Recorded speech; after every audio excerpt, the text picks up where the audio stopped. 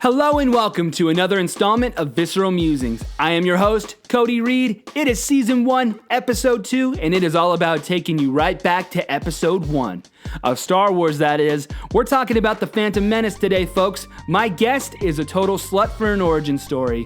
He's a Star Wars freak, he's my bandmate, and one of my closest friends for the better end of a decade. You know him, you love him, and if you don't, you will. His name is Jonathan Apodaca.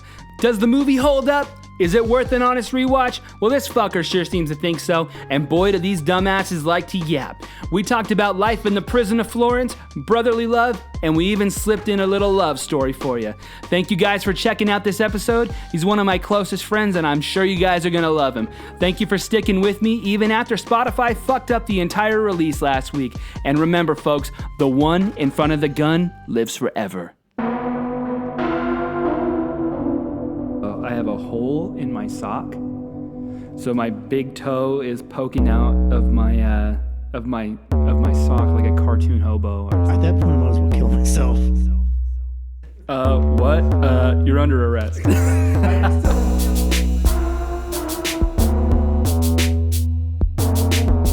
defending the Phantom Menace right now. I look like a trash can sometimes.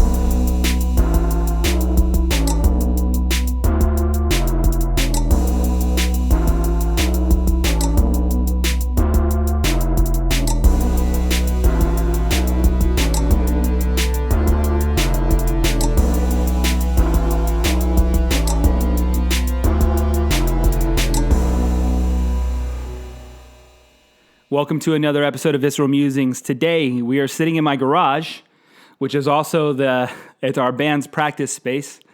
I really pulled out all the stops on this one.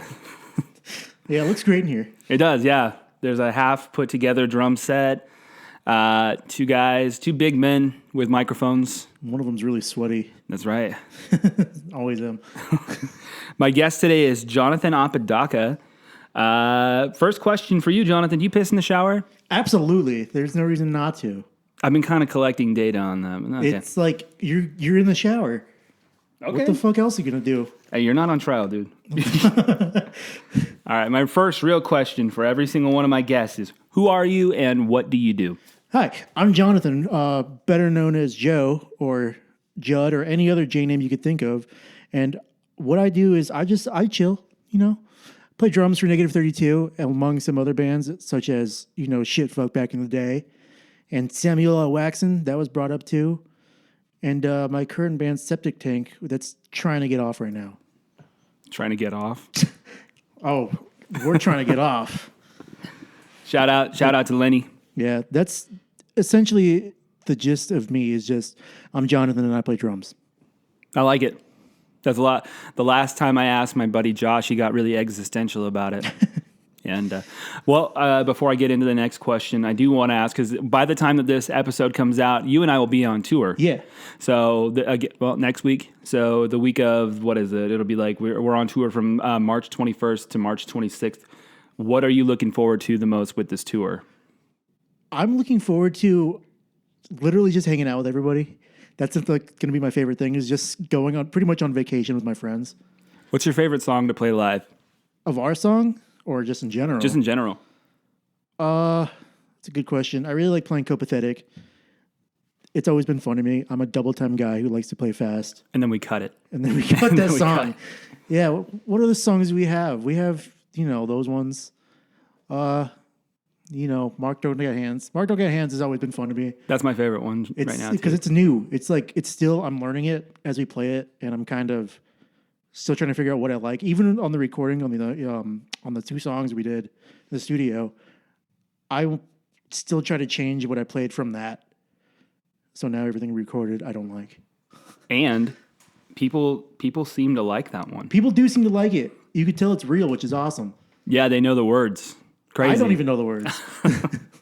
My first interview question for you that pertains to you is, how long have you been playing drums for? I believe, I just checked the other day, about 13 to 14 years realistically. I believe I started in 5th grade, which is, I don't even know how old I was back then, because my brother, shout out Christian, just one day was like, hey, you should play drums in the band. And I was like, okay, fuck it, why not? And yeah, 14 or 15 years later, however long ago that was, I'm still doing it, and I'm still at the same skill level. Who were your favorite drummers growing up? Growing up, I really liked the Rev. I was a huge Avenged Sevenfold kid growing up. Loved him and everything that he did, even like in Pinkly Smooth and those bands like that.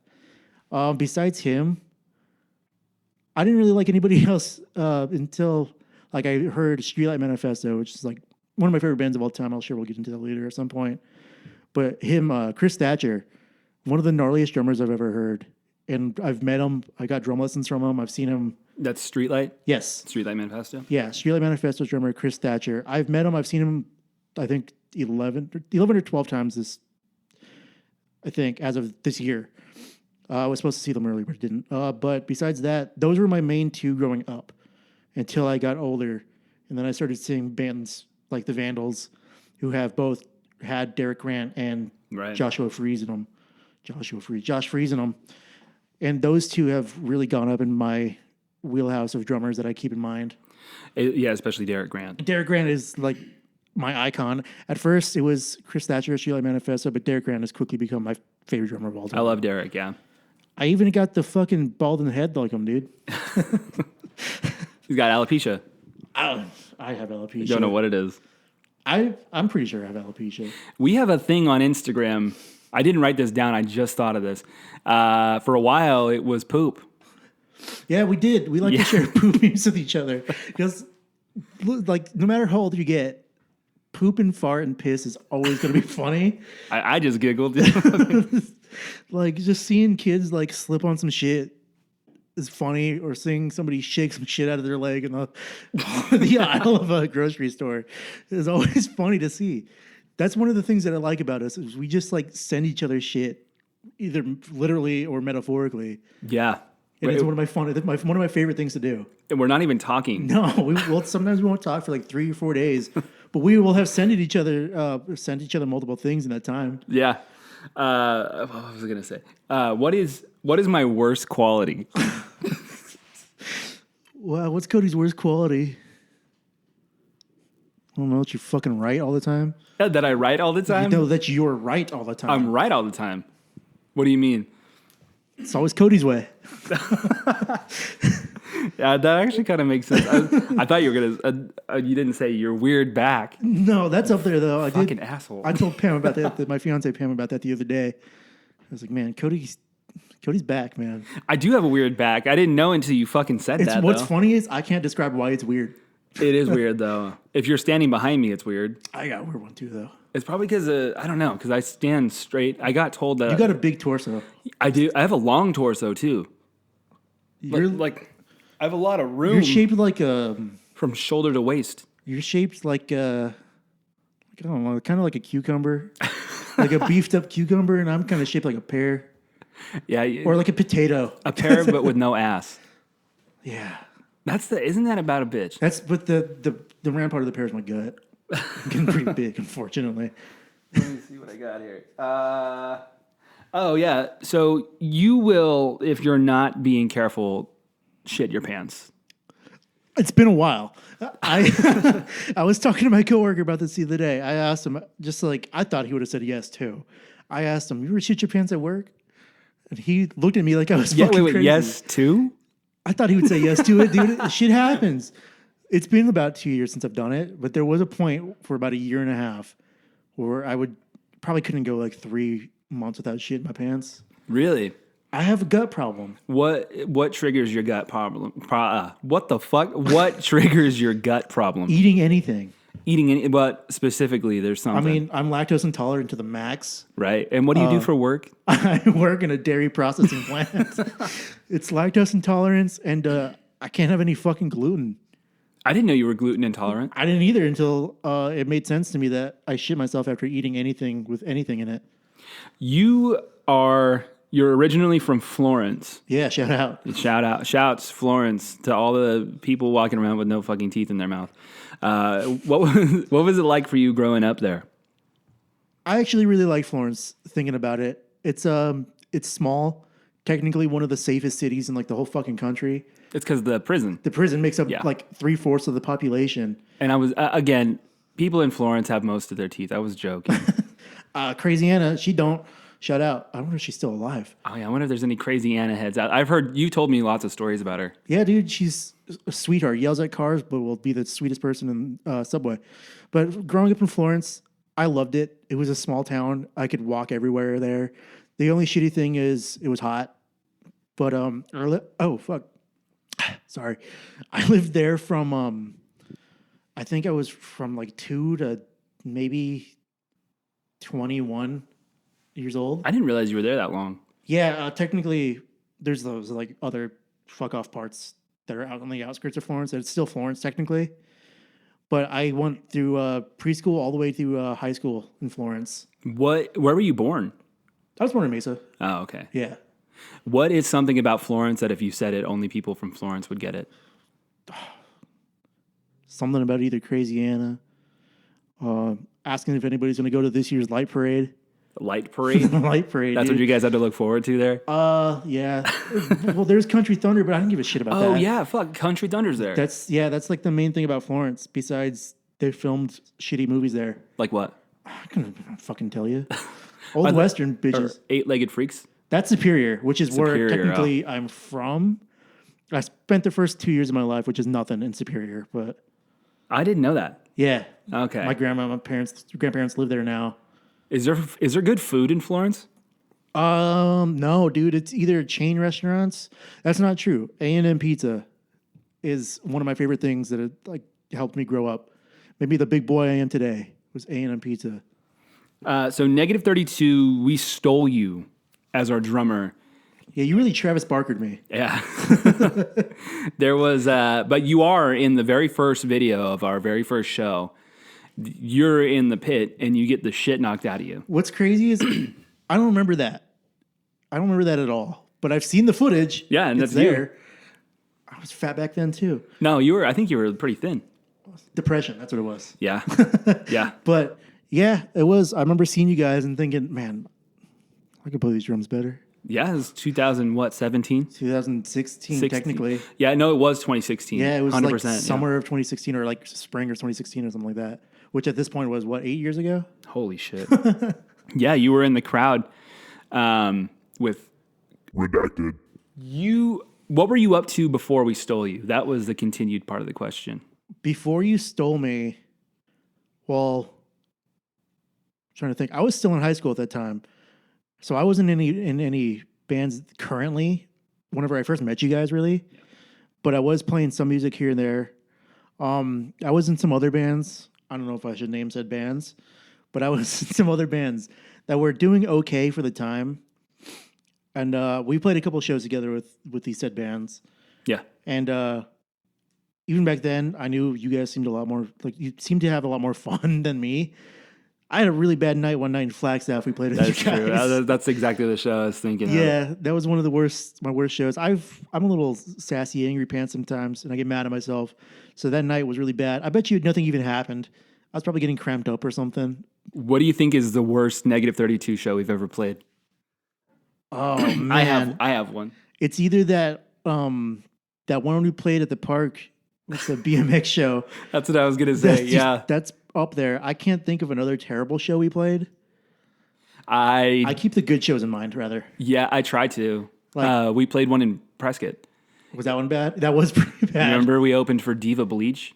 Yeah. And I threw up outside because of my nerves afterward. I didn't fully throw up. Chi-chi, baby. I had dry heaved because I was so butthurt after how bad we did. I got off the stage and then went outside and was a crybaby piss pants for a couple minutes, and then I was like, ooh, I got like sick. I don't remember what show exactly that was. Like, did we yell at each other that day? No, but I remember that one. I felt really bad about that afterwards, and because you know what I hated, you were right. I just talked about this yesterday. I was hanging out with Zach for the Desert Rats podcast, and I was talking about how you and I got into it in Prescott on our like state tour that we did. Yeah. And he was like, over what? And I was like, I don't fucking know. I don't think either of us was pissed off at each other. Like we were just mad. And then it happened to be, and then that's the first and only time that I think I was like, I'm not fucking talking to Joe. I don't care what Joe's up to. I'm not talking to him. And then we talked outside, and I was like, and then both of us ended up crying by the end of the conversation. I was pissed that I did too, because I was like, God damn it, he's fucking right. Just had to hold it together, and then I started getting emotional.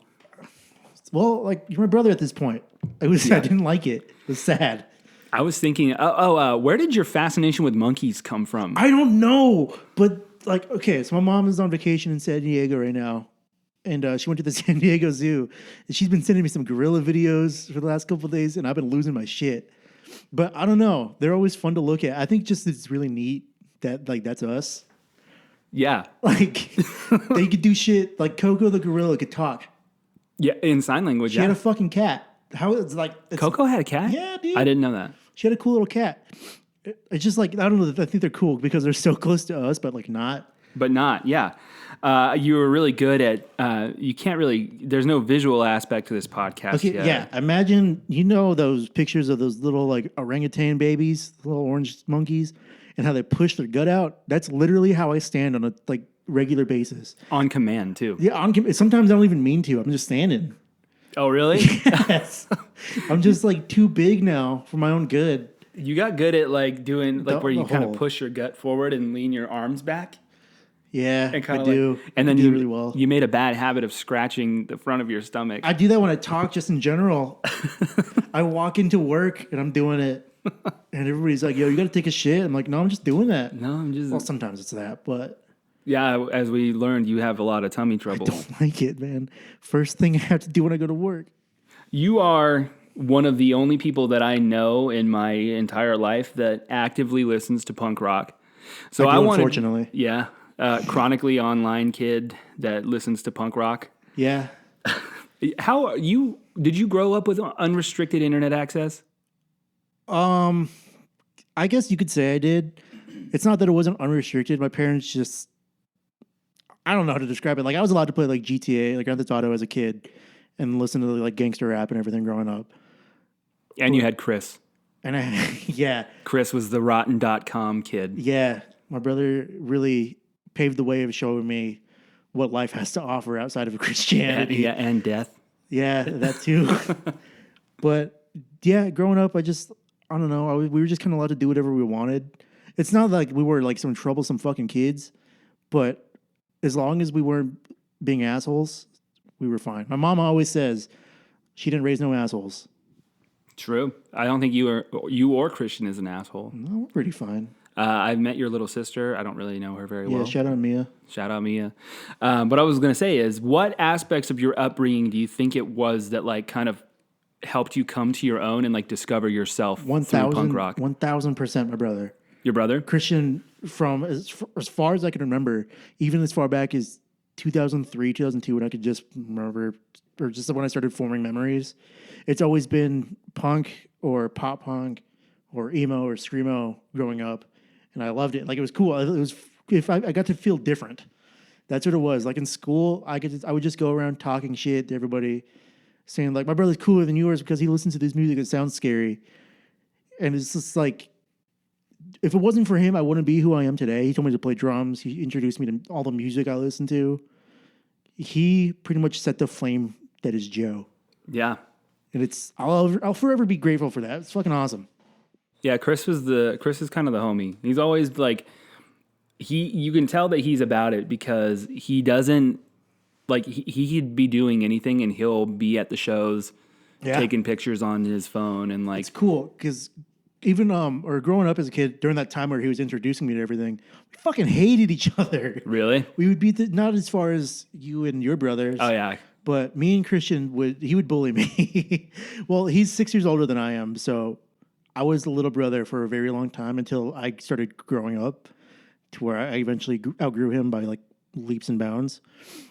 But we hated each other growing up. We would always pick fights. I remember one time I ripped a $20 bill in half in front of him because I didn't want him to have it. And then I flipped him off because I learned that from my dad, and my mom got mad at me for that one. What was like the wildest thing you've seen out in Florence? I saw a kid get stabbed at school once. Really? Yeah. I was Damn, talking like to this, fucking pay it forward. Yeah. I was talking to Christian about this the other day. Yeah, I saw a kid get stabbed in the playground. We were playing kickball before class even started. And I was like, probably like, I don't know, 7. I saw this kid get stabbed. And I was like, that's crazy. And then I went to class. Did he live? Yeah, I think so. Shouts. That's the craziest thing I've ever seen. Yeah, the neighbor is blasting music. Those bitches. They're blasting music, so if you can hear it. But what we were saying is it kind of sounds like the Return of the Jedi, the big alien lady. Size Noodles? Her? Is that yeah. Yeah. And she sings in gibberish. And then there's that other guy. Chuka chuka waka waka. The gaga boo da day. Yeah. I love that shit. I've seen rocks. You've seen every episode just about of To Catch a Predator. Yeah, I could name predators by name. I could name. I quote them. Do you on have a favorite? Basis. I do. Yeah, his name is Lauren Armstrong. He's pretty good. Well, I'm actually glad you brought that up because that brings us to our very first ever game show segment. Goodness. It's time for Gamer Tag or Pedophile. America's #1 game show, hosted by me, Cody Reed. The rules are simple. We're going to read our contestant a username, and he has to guess, does it belong to a pedophile or does it belong to a gamer? Let's get right back to this episode of Visceral Musings. I'm going to read you a name, and you have to tell me whether or not this is a Xbox username or like a gamer tag. Got it. Or is it a pedophile sting operation? Okay, All I right. should be pretty good at this, hopefully. All right. So, horny fetus. Oh, that has to be just a regular username. Ding. Yes, Yeah. you're right on that one. All right, let's try this one. Hi, buddy. What's up? That's absolutely To Catch a Predator. Do you know his name? I think that's Anthony Palumbo. That is 100% Anthony Palumbo. God damn. All right. Anal blood fart. That's not a predator. That is a username. gamer tag. All Yeah. right, good. Womb banger. I don't think that's I think it's a gamer tag too. Damn. Yeah, that's another gamer tag. All right. Ass face McBlowjob. Absolutely another gamer tag. Yes. All right. Trying to be normal. That's a predator too. Do you know the pedophile's name? I don't. Trying to be normal. That's Dan Allen from Dateline NBC. All right, let's try this one. Meat Rocket 8. That's a predator too. Do you know his name? Me Rocket. That's I know he looks like a bitch. I don't. Jay Refner. Yes, it's Jay Refner. Okay, I do want to point out to the listeners, him being able to guess the name of the pedophile was not part of the game at all. That's just something that he's just really fucking good I at know it. what predators. Digested Joe Mama. That's a gamer tag or username. Right. Bald Beaver Hunter. That's a predator too. I don't remember his name, but he did look like the drummer to Weezer. All right. David Blowy. That's a username. Yes. And then the last one that I got for you is Loverman Genius. That's also a predator. Because Yes, it genius is spelt wrong. Yes, it is. And his name was Jerome Chris Holm or something like Yeah. that. God damn. Well, that concludes our very first ever game segment on watched Visceral Musings. Too much To Catch a Predator. And you fucking cleaned up on the game. I'm really, really impressed by that, actually. We were going to go straight into the podcast that you're into. You said you just got into a bunch of podcasts. I knew you were big on like the last podcast on the left. Last podcast on the left, I was huge into for years, probably since like before I met you. No, just after. But I stopped listening to them lately. I'm on some new ones now. I don't know if you've ever heard of Hard Lore podcast. It's two dudes in the hardcore scene from Twitching Tongues and I think it's Harm's Way. And they just have a podcast about hardcore. And they interview, I don't know, like every fucking hardcore artist you could think of, really. Damn. I've been listening to that a lot. It makes me excited to play music, just hearing them talk about touring or playing shows or just getting into like the background of how bands start and coming all like the way up from nothing. I like that a lot. And it's always fun to listen to because I'm like, that could be us. It could be. Yeah, it's just like, I like hearing about music. Like just people talk about music or talk about how things started. It's just so cool to me just to hear like, well, everybody starts somewhere. Yeah. I could do something cool at some point. I'm 26 now, so my chances of doing something cool are going down.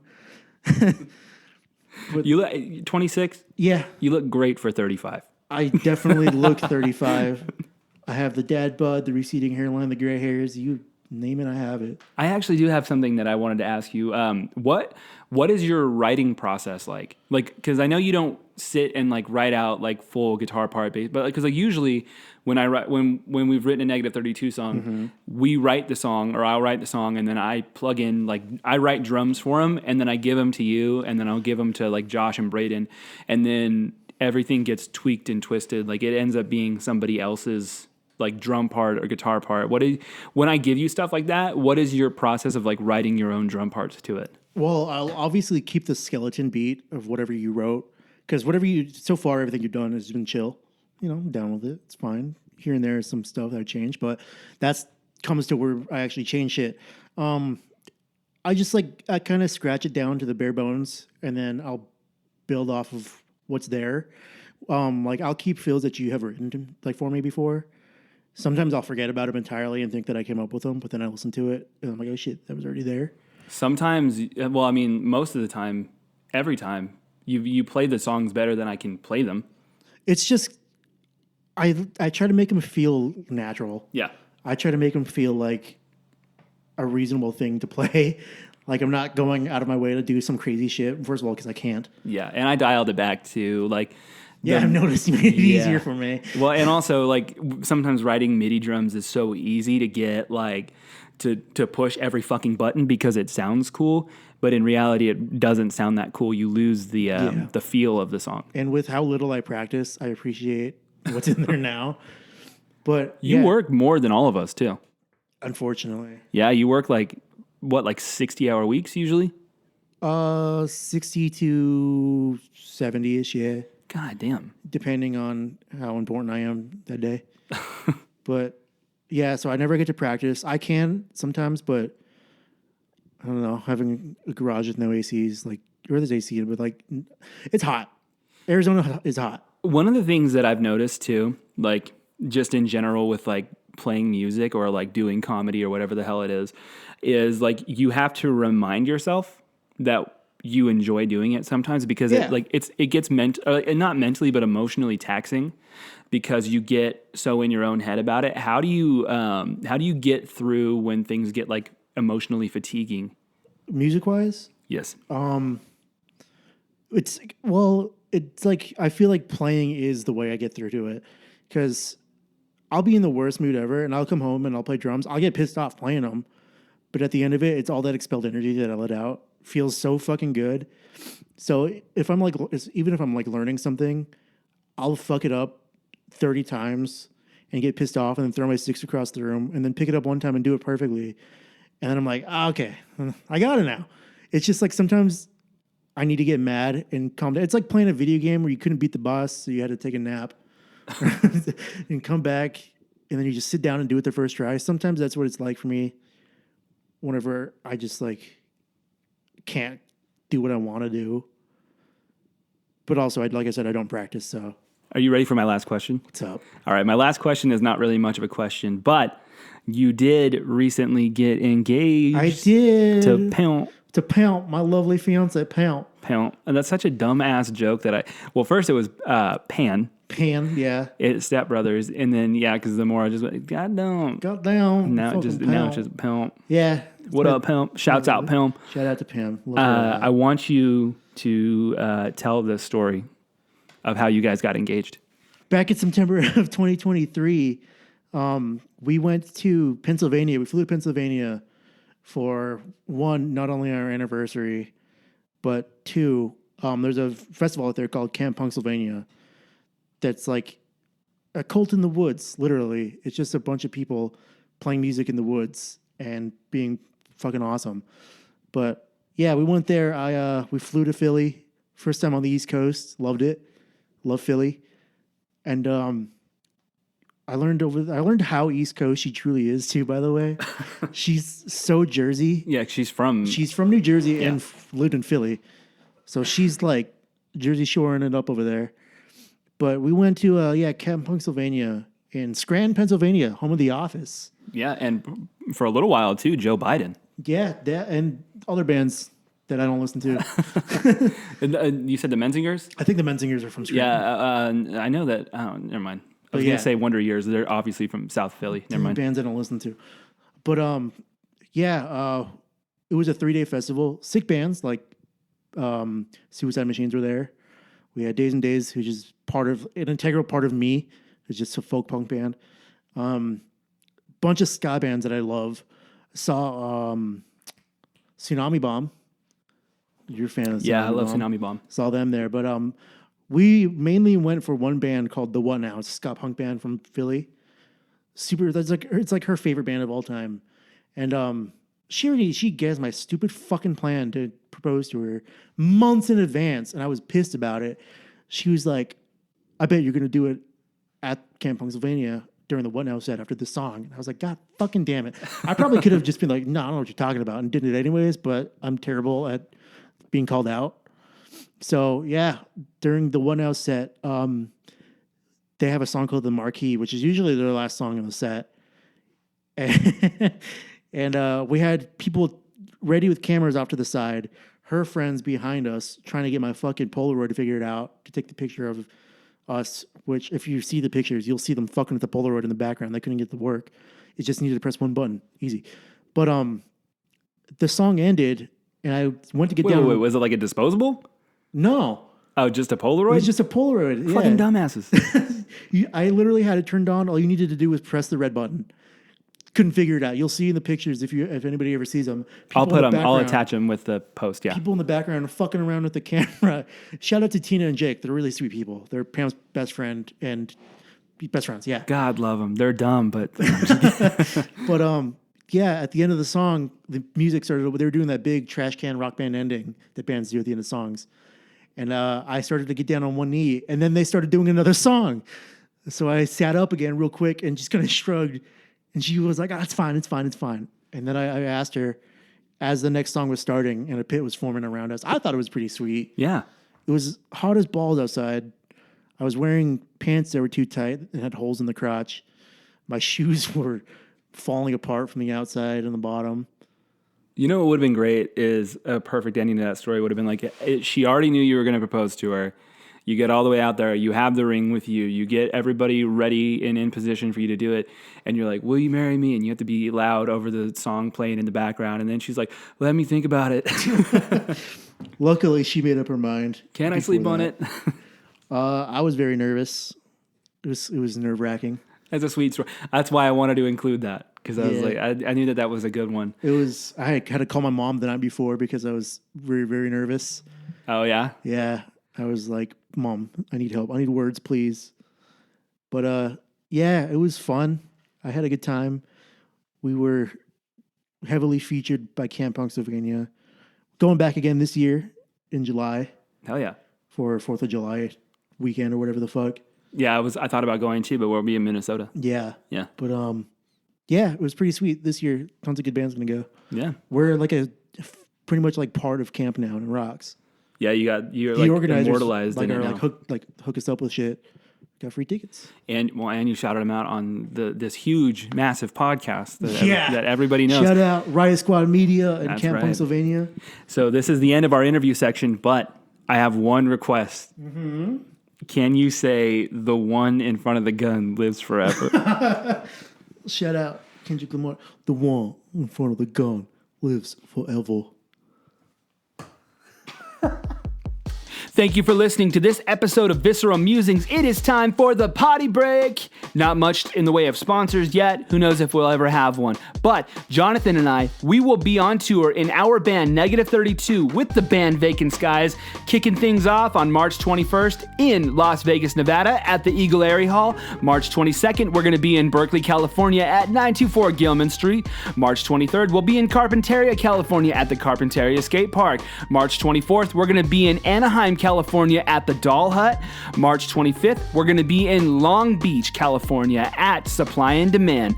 March 26th, we will be wrapping things up, tastefully might I add, in San Diego, California at Winston's Beach Club. If you guys are in the area, I don't know where the listeners are, Be sure to come out and check out a show, buy a shirt from us, come shake hands with us. Let's get back to this episode. This brings us to the topic section of Visceral Musings, episode 2, season 1, episode 2. And I've been really, really excited to get into this one because it's such a weird take for someone to have. But today we're talking about the Phantom Menace, Star Wars, episode 1. And so why the fuck do you like this movie so much? I grew up watching it. That's like the most simple answer to it, is I grew up with that movie being my favorite movie of all time. I could watch the movie any day.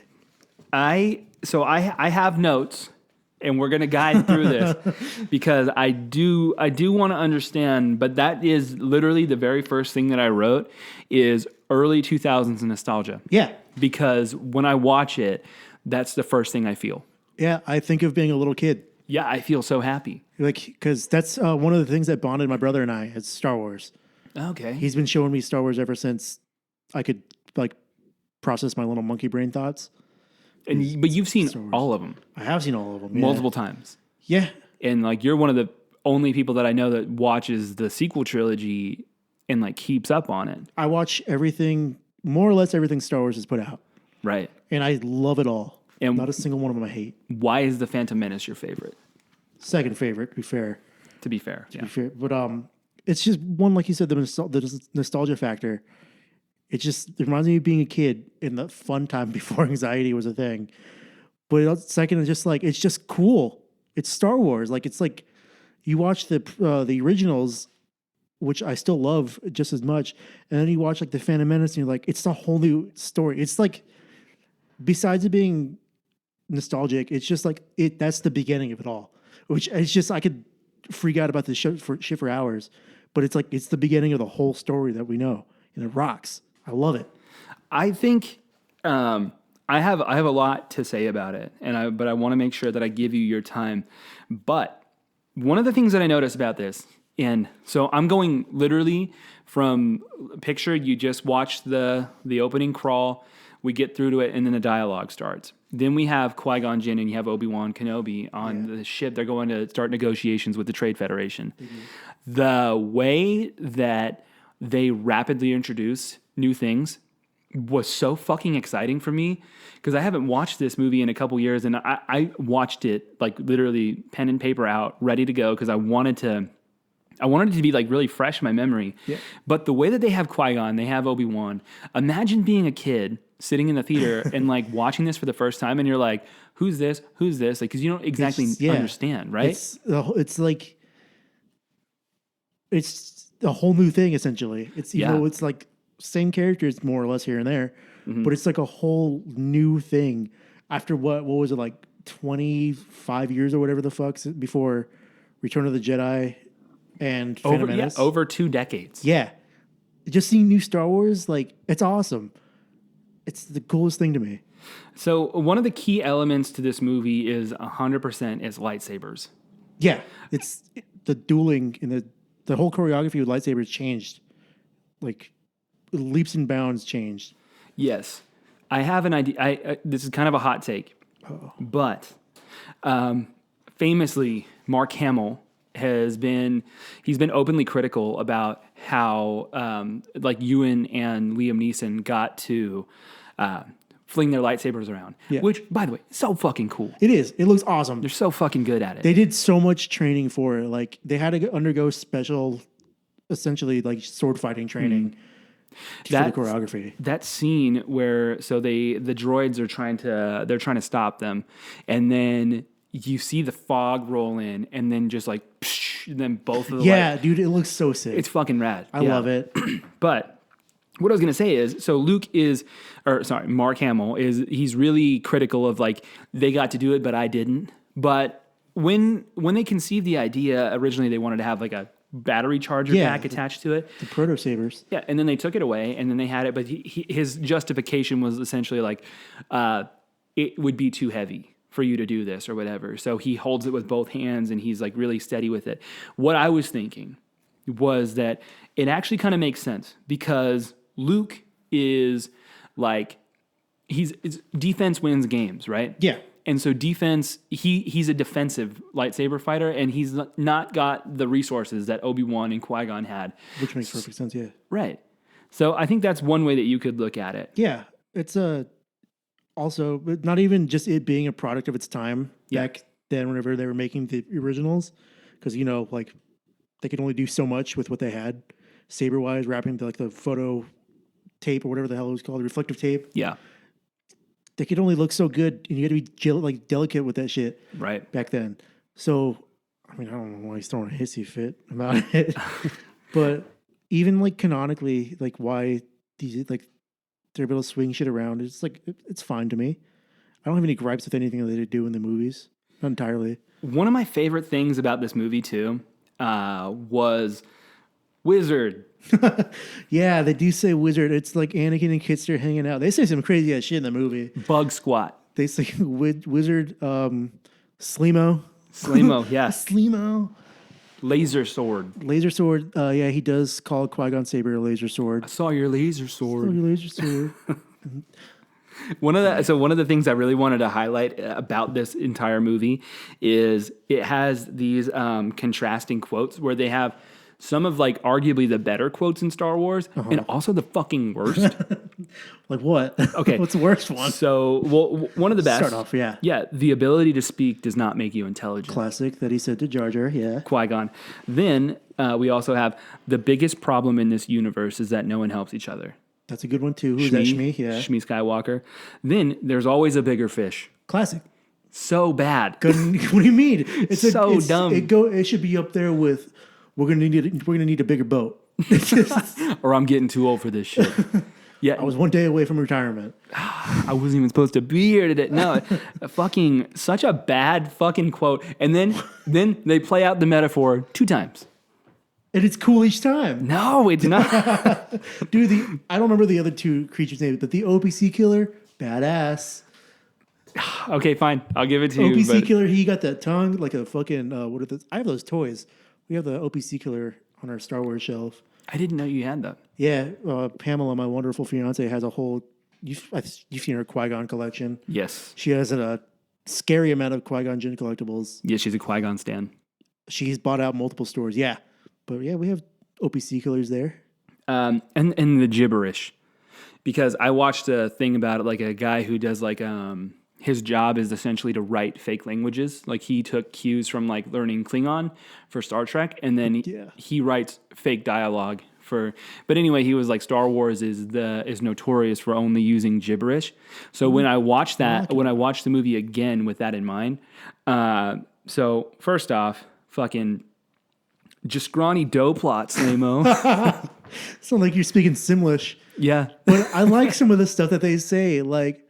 Whenever Anakin's first words in the entire movie is in Huttese, I think it's in Huttese. Yeah, he's like "Bitapachufasa." I love that shit, dude. Can you do Watto? It's the Bulba. He's the best. No bien. I love that shit. I also wrote down the like the Caribbean style, excuse me, Creole-ish. Yeah, whatever the fuck Jar Jar Binks is talking in. Oh, man. Okay, so let's get into, obviously, you know what? People will eternally roast the movie into damnation. I think I was much more like that, but like that's not the point of today's episode.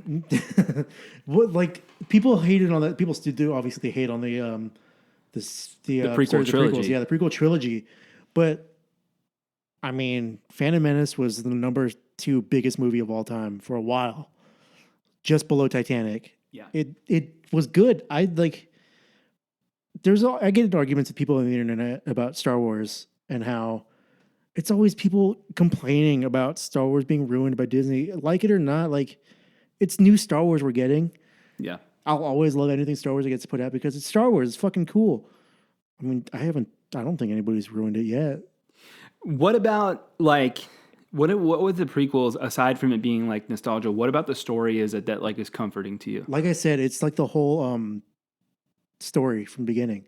I love seeing the growth between all the characters and knowing where they end up in the originals. I think that's so cool. It's just one big story, and seeing all of them what like seeing the what led to what to have this happen and yada yada yada. It triggers something in my brain that just makes like it's satisfying. I could follow each character's like lore all the way up until their death any day, which I do. I listen to like lore videos that are hours and hours long about random fucking characters in Star Wars. Darth Jar Jar. I mean, technically, he could be a thing. Look at his eyes, dog. Yeah, his eyes are yellow. He was a Jedi in one episode of the Clone Wars, I think. And why does he do like a fucking from standing like a 25-foot front flip into that water to go for the Gungan City? Points. Yeah, I don't know. I'm just saying. My favorite thing about Jar Jar, though, is George Lucas saying, "We've never had a character this funny in Star Wars before. He's the key to all this." He's not He's funny. Not funny at all. Today, though, Jar Jar's super lovable. Yeah. And it's the redemption, too, of, what's his name, Ahmad Best? Ahmad Best, yeah. Yeah. Shouts. I know he's a big listener. But Jar Jar, I think now he's lovable. You know what my favorite thing about Jar Jar is? What's up? His ears. I want to rub them. You want to rub them? Like you're playing with like you see like a little kid squatting playing with a dog's ears? Yes, that's what I'm talking about. I want to do that. I want to fold them in half and rub them. Okay, so the best parts, this is my own personal list. And I'm kind of going to paraphrase it a little bit, but the best parts of the movie, not necessarily in particular order, but number one, undisputed, Qui-Gon Jinn. Yeah. Qui-Gon Jinn is the best character. I think that Obi-Wan is the best character in the prequel trilogy. Obi-Wan a lot. But I think that Qui-Gon is definitely 100% steals the entire show for the movie for me. He's kind of an enabler. He's a little bit of an enabler, but he's a badass. He is. He like captures the whole identity of like the generation before the current generation of Jedi. He's at the dying end of the old style of Jedi. And he's also punk rock. He is pretty punk rock. He says, fuck the law, fuck authority, I'm going to do my own shit. But he's also pretty chill about it. Yeah, basically like Obi-Wan's like, but Yoda said, and Qui-Gon's like, but is Yoda here? Okay, then you do what I say. Pretty much, yeah. But, and he's just like someone that I wish that I could see more of. And like Liam Neeson, he might piss his pants. He might be peeing. I don't know if you've seen those pictures. Liam Neeson is a pants pisser. We all are. I piss my pants all the time. But if Billy Madison has taught me anything, it's that peeing your pants makes you the coolest. That it does. My personal number two, and it's kind of weird, but Padme in the decoys. Yeah, I really like it because there are times where genuinely, I mean, I can't tell that's because I'm stupid, but like Pam can tell when they're switched out between Keira Knightley and Natalie Portman as Padme and as Queen Amidala. But I think it's so cool because one, not only like just it's a cool concept, right? But two, stylistically they look great. Like the costumes look amazing. Mm-hmm. I love how they look and like the makeup and everything. It looks great. I've always been a big fan of her lipstick. It looked awesome. Yeah, the way that she does the upper lip and then just the middle of the bottom lip. Yeah, I see that. What I was gonna say is though, I love you, dude. I think you're great. We've been friends for a long time. If somebody had an active hit out on you, there's not a chance in hell I would pretend to be you. I'm not going to dress up like you and come to work at your job. Dude. Fuck no. I'd be like, you know what, dude? So that's big shouts to the decoys. Because, big shout out. Because I don't know, dude. I don't fuck with any politician hard enough that I would take a bullet for him. I wouldn't catch a stray. Must be pretty good, though. Yeah. My third point was the score. Yeah, it's beautiful. John Williams is a genius. One time my brother and I were talking and he said John Williams will be up there with like Mozart and Beethoven. And I wholeheartedly agree. He has all the music he's made and composed is perfect. Like not many artists or composers can bring tears to my eyes, but John Williams can. Yeah. He can convey emotion into songs so good. Like whether it's like excitement or like you could feel the sadness in the movie or the tenseness of it, it's badass. And no words. No. It's all just feeling. It's amazing. Like the Binary Sunset or the Force theme, peak music. It's like, it feels like I shouldn't be allowed to listen to it because it's too good. Like it's like a privilege to hear it. Right. Like obviously, Duel of Fates is That's what I was going to say. Yeah. the most badass song of I think in all of Star Wars. Yeah. It's they used it kind of shitty in episode 2 and 3. I didn't like how it was done in those ones, but in episode 1, it couldn't have been more perfect. Yeah, for Darth Maul. Darth Maul coming out, it's just like the whole scene looks great. It sounds great. There's all 3 storylines moving at the same time. The A plot, B plot, and C plot, whatever, yada, yada, yada. Yeah. But it's just John Williams is perfect for Star Wars. I feel like I wish that we were old enough when this movie was new to understand the impact of like both ends of the lightsaber coming out. You know what I mean? Yeah, but I also heard back then they showed that in the trailer. Yeah. So it was it could have been a bigger surprise than it was. Oh, yeah, they didn't really have that was part of the reason why people hated it so much or weren't happy with it. Have you watched old trailers like that? I don't like to. Yeah, because they're not good. No, they're not. The movie trailers became more of a spectacle, I think, with the MCU. I don't like movie trailers now. Yeah, I don't either. I think they're too epic. They give away so much in the movie. And they have too many like sound effects. Like they do the same like like they use those. They use a lot of sound effects where they get loud and then quiet, and then somebody says something, and then nothing happens for a few seconds, and then big music comes in again. Yeah, I hate movies. My next point was, which I'll kind of like loop it in because like pod racing. I have something to say about that too. Okay. So people don't like that scene. What? Yeah. I'm glad you do because people think it's way too long and unnecessary. We're defending the Phantom Menace right now, dude. I love the pod racing scene. It's so badass. Yes. I love everything about it. I love all the names of all the pilots like Ben Quadraneros or like fucking whatever everybody else's name is. Christian would be better than I would. Sebulba, obviously. I love his pod racers so much. Sebulba and Anakin, like I had their I had plates. I think I did too.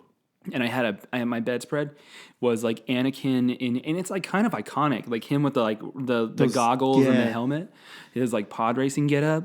It's so cool. And then me being the shitty car guy that I am, I'm like, it's just like racing cars. I want a car that's painted like Anakin's pod racer at some point. And I love how Sebulba's pod racer sounds. It's like so cool. Just like even like the science, the lore science behind it all. Yeah. Them like the generator combines or whatever the fuck they're called, the power couplings, how all that works somehow is so cool to me. I like how fast they're going like 400 miles an hour. Yeah. And it's so sweet. The Boon to Eve Classic. That's the name of the race. Oh, I would never remember that. Yeah, Boon to Eve Classic. It's the holiday that signifies the Hutts getting in power. Oh. So yeah, I don't know shit. My second point, which I mean we're probably not going to touch on, but we've already talked about the lightsaber fights. Obviously, fucking amazing. It looks great. I love the colors in the movie. Mm-hmm. The choreography is great. Like that's something that I'm not really a fan of the sequels, and I don't like the choreography. Mm-hmm. What's cool about the sequels though is they use like actual stunt sabers, like ones that you could buy on the internet, to actually like hit each other, and they have like the lights and everything and stuff. But it doesn't have the same appeal as like the prequels do, with the lightsaber fights and the choreography. It looks amazing back then. 1, 2, and 3 have the best choreography. Yes, I think I get slacking, but I think Obi-Wan Kenobi too has really good choreography. Yeah. I also touched on the puppets. I like the use of the puppets. Yeah, I like the practical effects that they use in the movie, except for goddamn Yoda. That's why we don't talk about it. That's why. That's why they made him CG. Yeah, I like practical. I love practical effects in the Star Wars movies. It's so cool. Like when you see a ship blow up and you're like, "Oh, that was real right there." I love that shit. It rocks. I could like watch Star Wars practical effects all day. And there's there's an introduction to old characters that they do in a lot of this. And one of the things I really, really liked was, and like it's weird because I never really thought about it, but C-3PO's wire design. What do you mean? The exposed wires. Oh, yeah. Yeah, and like the way that he looks is because it's C-3PO, but it's not C-3PO yet. Yeah, he's naked C-3PO. Yeah, and one of the things I find like gratifying about it is because like you've seen Solo, like a Solo Star Wars story, whatever, but They introduce the Millennium Falcon and it doesn't look like the Millennium Falcon. Yeah. But by the end of the movie, it looks like the Millennium Falcon. That's not really the case with C-3PO. No, C-3PO just kind of gets left in the dust. Exactly. But it's cool because it's like, holy shit, he literally built him to help his like slave mother get through it. So okay, this is my last point. And it's not defending. There is like racial stereotypes in this that are abundant. Racial stereotypes aplenty. And one of the ones okay, so one, Watto.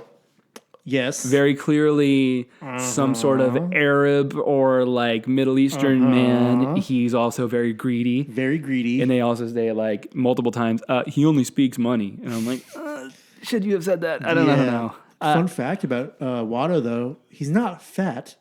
Oh. He has an air bubble in his stomach that helps him float. Oh. Yeah, he's not fat. It just helps him fly. And he can't walk because one of his legs is longer than the other. So you're doing your Wikipedia homework. Like I said, I listen to a lot of lore videos or like background videos. 2, and we've already kind of been here, but Jar Jar. Jar Jar. He's the least concerning one of the movie, I believe. I think so too. He's some kind of Caribbean or Jamaican. Yeah. Okie day, excuse me. But segueing out of Jar Jar straight into the Gungan leader. The Gungan, hold on, I could think of his name. I'll remember it in a little bit. But yeah, the Gungan leader, Boss Nass. Boss Nass. Boss Nass, yeah. Boss Nass. Oh, he's like an African chief? Something like that. Something to that effect. I could see... Blubbers a lot. I'm not going to sit and pretend like, I'm offended. No, I'm not saying that. What I'm saying is, clearly, it's something. He came from somewhere, and they're like, oh, it's aliens. I'm like, right, but it also looks a lot like something we have here on Earth. Here in real life. He kind of looks like an African chieftain or something like that, where he's like, I don't know. Different. You saw and he didn't say it, but you saw in big doo-doo this time. Yeah, there's different races of Gungans. Did you know that? No. Boss Nass is a Gungan too, just like Jar Jar. Just different part of the Gungan world. Yeah, just like fat and African. Yeah, I guess. My last one, man. you cannot. There's no skating over it. Viceroy Gunray. Newt Gunray. Newt Gunray. Why is he Asian? Very Asian. And not like actual Asian, but like caricature boardwalk. There's like no way we could talk like them and not be in trouble. No way. Yeah, no, that's a bad idea. Yeah. But why did they decide to go so like stereotypical Asian on those characters? I don't know, because it's not even like something you could just brush off being like, maybe they didn't mean that. It's full-heartedly like, that's an Asian man. Yeah. I don't think he's Asian, the voice actor. I'm not even... No, that's like, what's his name? Mike Henry was playing Cleveland on Family Guy for a long time. Not black. Very white. Or like Hank Azaria as Apu. Yeah. But yeah, I was watching it. Yeah, and I'm not going to sugarcoat it.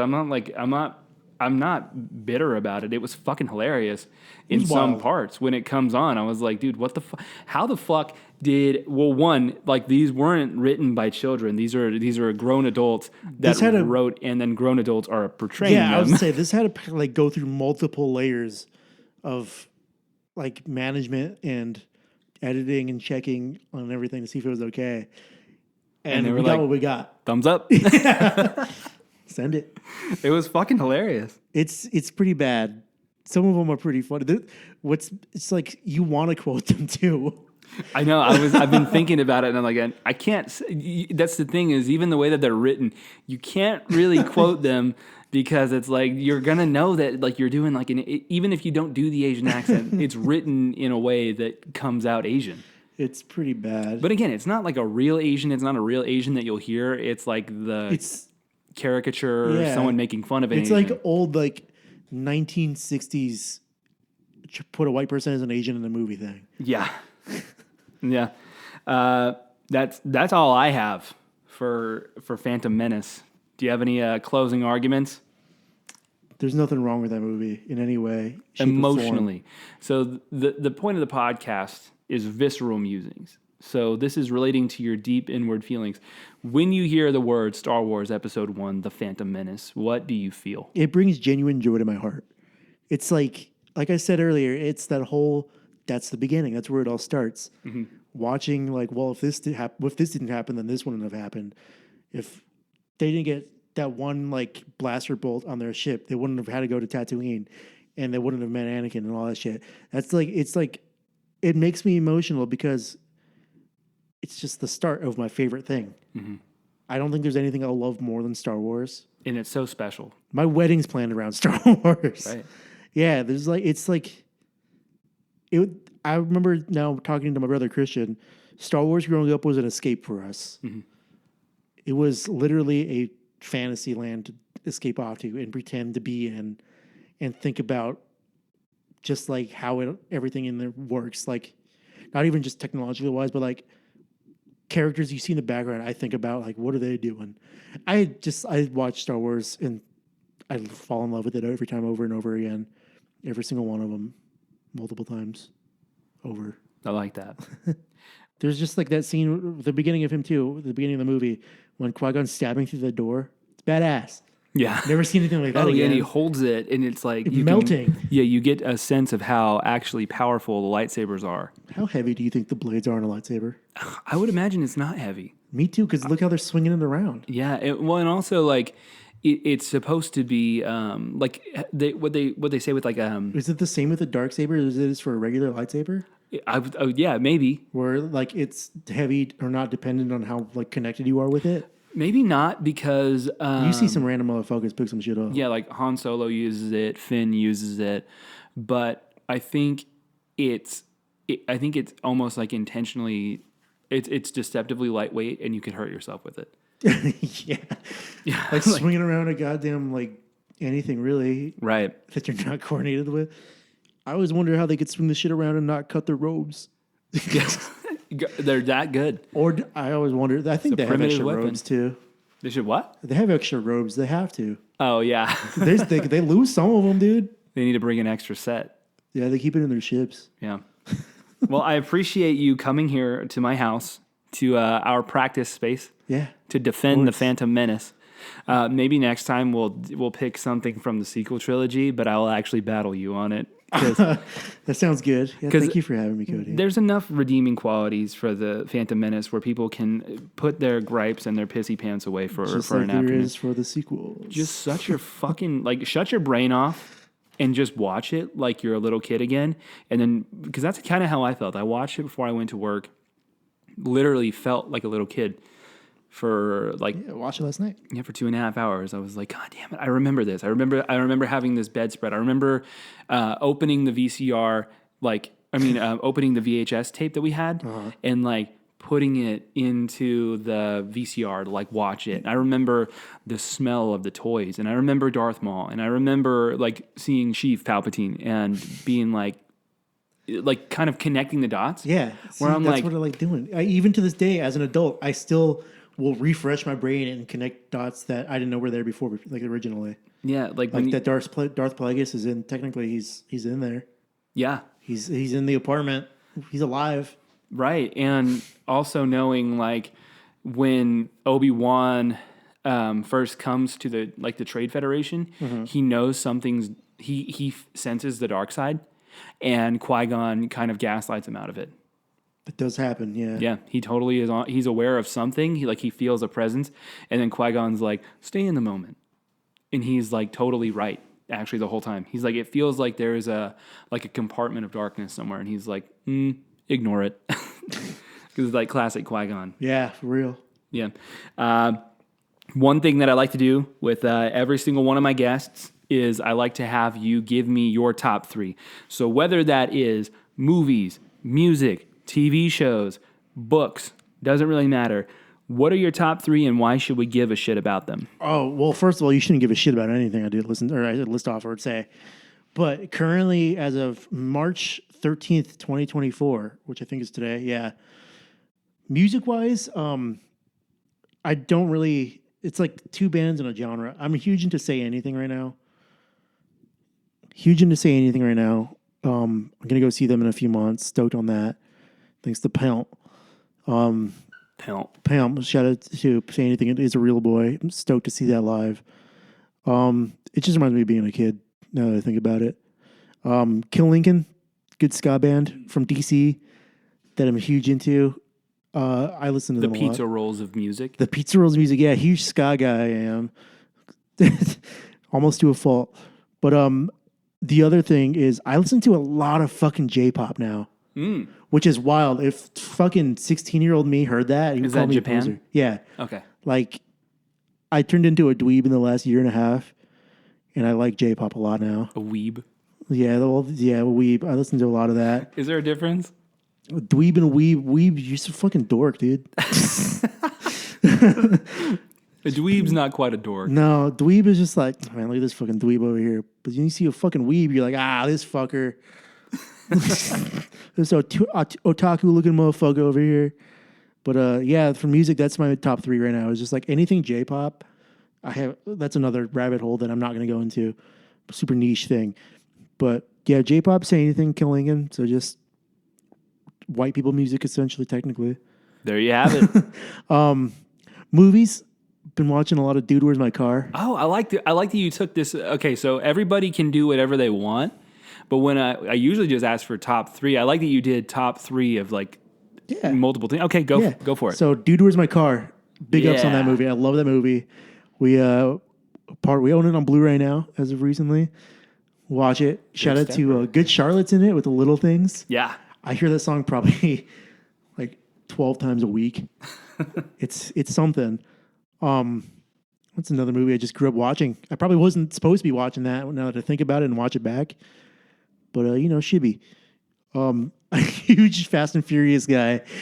I knew that, yeah. I love all of the Fast and Furious movies. They're stupid as fuck. Fast X, terrible. But I still went opening day and had a Corona with the boys. Fuck yeah.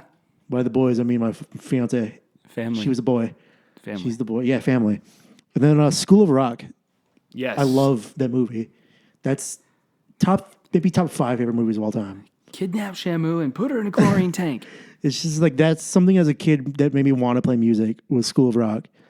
And I always thought, man, these kids are so cool. I like the use of Bonzo Goes to Bitburg in that one. That's my favorite and the only good Ramones song in my opinion. That's a hot take. Oh, they don't call me Jonathan Hot Take Apodaca for nothing. If you are listening to the podcast, I want you to go at Visceral Musings Pod on Instagram. And if you agree with that hot take, I need you to comment, preach. And if you disagree with that, I need you to say, fuck shit. Fuck it. All right. But those are the movies that I'm really watching. We watch a lot of movies in the house. So we just watched Spider-Man 2 and 3 today. That was a contender up there too. Yeah, that's a good one. Besides that, we watch a lot of WWE in the house. Huge wrestling household. Huge wrestling household. I play the games. I watch the shows. I know that Pam is real big into Mick Foley. Yeah, we met Mick Foley.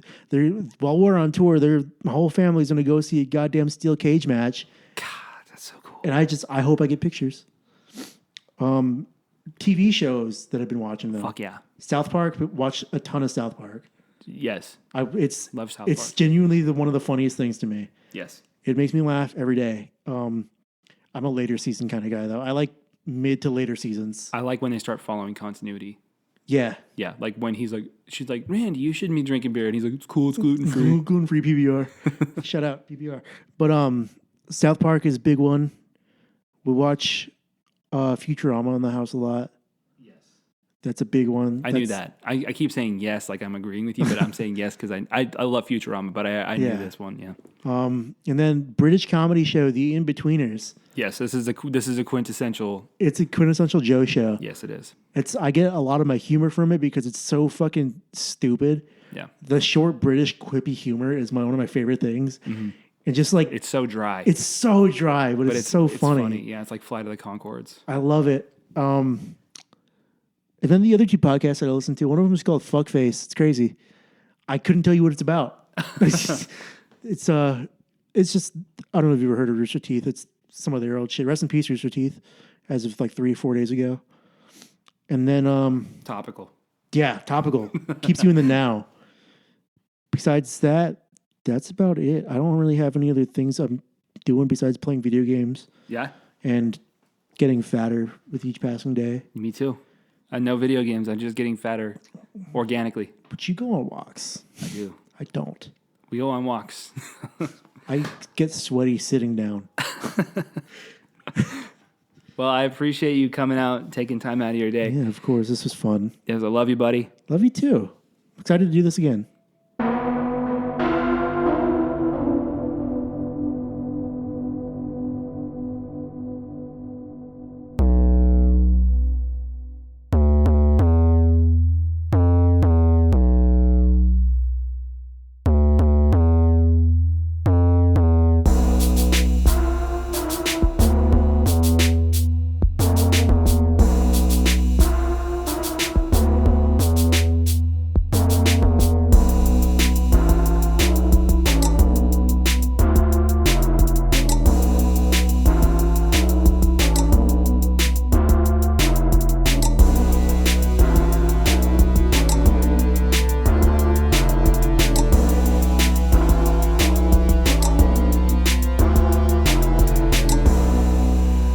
The one in front of the gun lives forever.